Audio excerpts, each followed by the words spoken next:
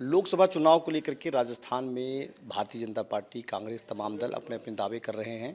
इसी बीच में यहाँ पर एक ऐसी पार्टी है जो पहली बार आ रही है और कई सीटों पर चुनाव लड़ेगी।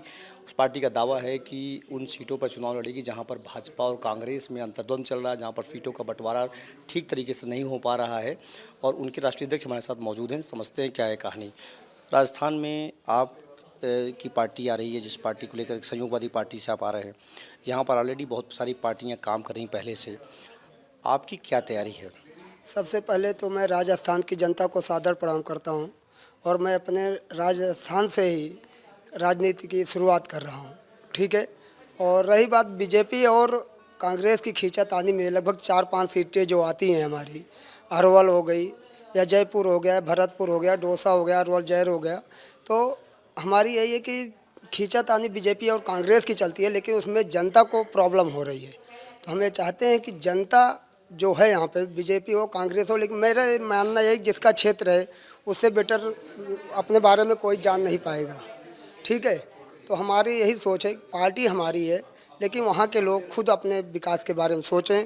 और जो भी लोग हमारी पार्टी से जुड़ना चाहते हैं वो जुड़ भी सकते हैं, लेकिन वहाँ के जो लोकल लोग हैं वही वहाँ क्षेत्र को आगे बढ़ाएं। आपकी पार्टी का नाम संयोगवादी पार्टी है, चुनाव चिन्ह बैट है, तो क्या समझा जाए इससे, किस तरीके की संकेत हैं इससे? पहली बात तो पार्टी का नाम मैं आपको बता दूं कि संयोग से ही मिला है, क्योंकि पार्टी का नाम जो मिला भी 2 बार हमारी पार्टी का नाम रिजेक्ट हुआ और लगभग 1 साल मुझे पार्टी बनाने में लग गया।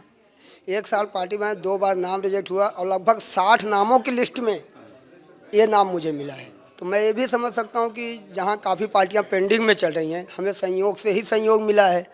उसके बाद भी सिंबल के लिए भी आए, सिंबल में भी वही चीज़ें कि लास्ट मोमेंट पे हमें सिंबल मिलने के बावजूद भी हमें 3 दिन 4 दिन बाद मुझे मेल आ रहा है कि आपको सिंबल मिला है, नहीं तो शायद सिंबल भी होल्ड हो जाता।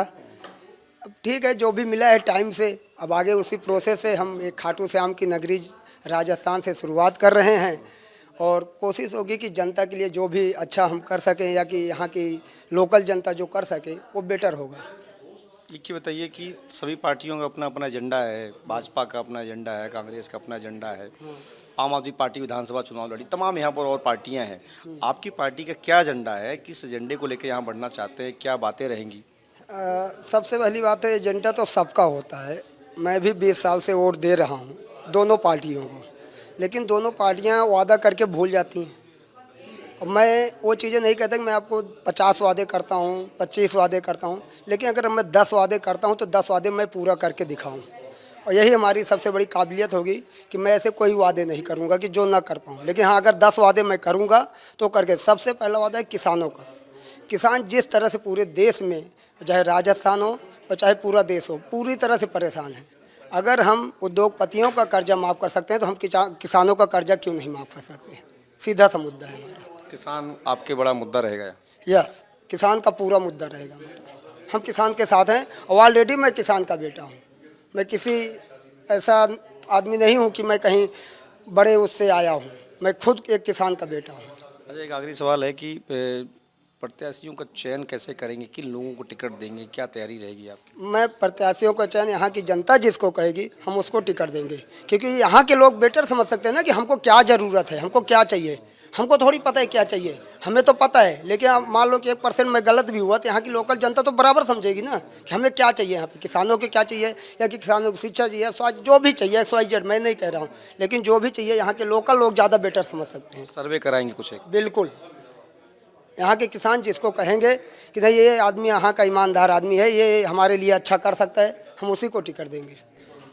तो ये थे हमारे साथ शैलेंद्र मिश्र। इन्होंने बताया क्या इनकी तैयारी है, पार्टी किस तरीके से चुनाव लड़ेगी और वो तमाम बातें। एक चूँकि राजस्थान में 2 पार्टियों के अलावा तीसरी पार्टियों का कभी भी अस्तित्व नहीं रहा, लेकिन इनका कहना है कि किसानों के मुद्दों को लेकर के दिल्ली बॉर्डर से सटे हुए जितने भी लोकसभा सीटें हैं राजस्थान की, वहाँ पर चुनाव लड़ने की पूरी तैयारी है और वो जल्द ही इसकी घोषणाएँ भी करेंगे कब प्रत्याशियों को मैदान में उतारा जाएगा। ABP लाइव में संतोष कुमार पांडे, जयपुर।